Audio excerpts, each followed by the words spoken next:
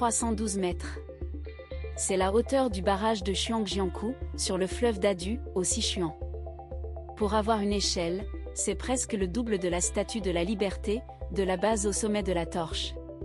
Et il n'est pas fait de béton. Il est fait de pierre, de terre et d'argile. À la 3e minute, tu vas comprendre pourquoi ce choix, qui paraît primitif, est en réalité la décision d'ingénierie la plus intelligente de cette œuvre. Le Sichuan n'est pas n'importe quel endroit pour construire un barrage. En 2008, un tremblement de terre de magnitude 8,0 a tué près de 90 000 personnes à moins de 300 km d'ici. Le sol dans cette région ne reste pas tranquille. Et la Chine a décidé de construire le plus grand barrage en enrochement du monde exactement ici.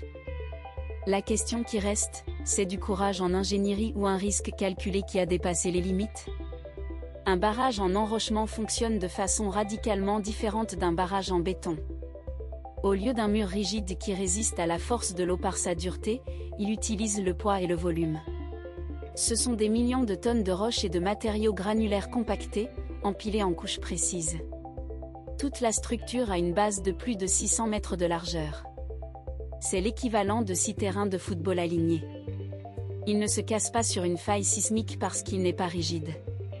Il absorbe l'impact, distribue l'énergie à travers son propre volume. Un bloc de béton se fissure. Une montagne de pierre, non. Mais voilà le détail que peu de gens connaissent. Au centre exact de cette montagne de pierre existe une structure qui n'apparaît dans aucune photo aérienne. Le noyau imperméable d'argile. Un mur interne de terre compacté de plus de 60 mètres de largeur à la base, enfoui verticalement au milieu du barrage, du fond du fleuve jusqu'au sommet. C'est ce qui empêche l'eau de traverser la pierre sous pression. Sans lui, le barrage retiendrait le volume mais fuirait lentement par en dessous et sur les côtés jusqu'à l'effondrement. Ce noyau a été façonné avec de l'argile transportée de carrières spécifiques, avec contrôle de l'humidité et de la densité à chaque couche de compactage. Chaque mètre construit a été testé avant que le suivant commence. Et voilà la surprise, ce matériau millénaire, l'argile compactée, performe mieux lors de séismes que n'importe quel type de béton armé jamais testé en laboratoire. La technologie la plus avancée disponible pour cette situation ne vient pas d'une usine. Elle vient du sol. Le réservoir de Chuangjiangkou va accumuler 2,9 milliards de mètres cubes d'eau. Pour comparaison, c'est approximativement le volume total du lac de Furna, au Minas Gerais.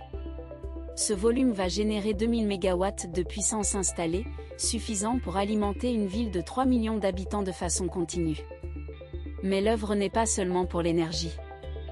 Elle fait partie d'un système de contrôle des inondations qui protège la vallée du fleuve Dadu, plus bas, une partie du bassin du Yangtze.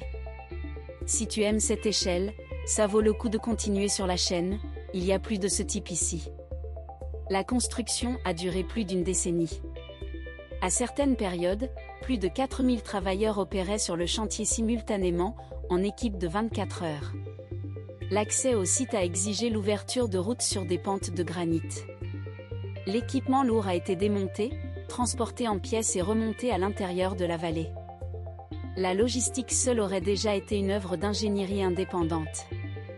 Alors, ce que la Chine a mis à l'intérieur de ce barrage?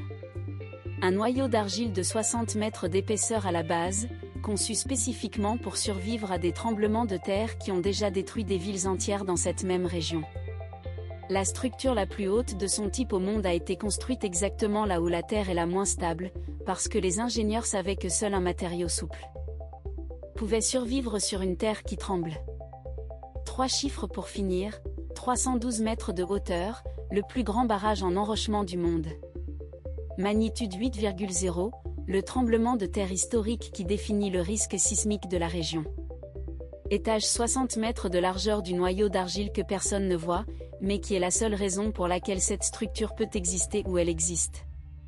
Abonne-toi, mets un like et commente ce que tu as préféré.